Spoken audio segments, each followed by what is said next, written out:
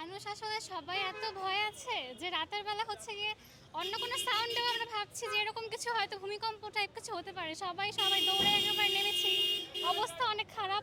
একদম বাধ্য হয়ে হল থেকে বলেছে দেখে চলে যেতে হচ্ছে। জি। এবং আপনাদের কিছু বলার আছে। অবকাঠামোগত দুর্বলতা আসলে আমাদের প্রতিটি হলেই আছে। যেমন এখানে একটা ভূমিকম্প হলো, মোস্ট অফ দ্য বারান্দার হচ্ছে গিয়ে রেলিংয়ে ফাটল ধরে গিয়েছে। আর এক্সটেনশন একটা বিল্ডিং আছে যেখানে হচ্ছে ফাটল ধরে একদম দুই সাইড ফাঁকা হয়ে গিয়েছে। তো এগুলো যদি তারা এখন সংস্কারের কি করবে? এখন তো পুরোপুরি নতুন করে না বানালে তো এটা চলছে না।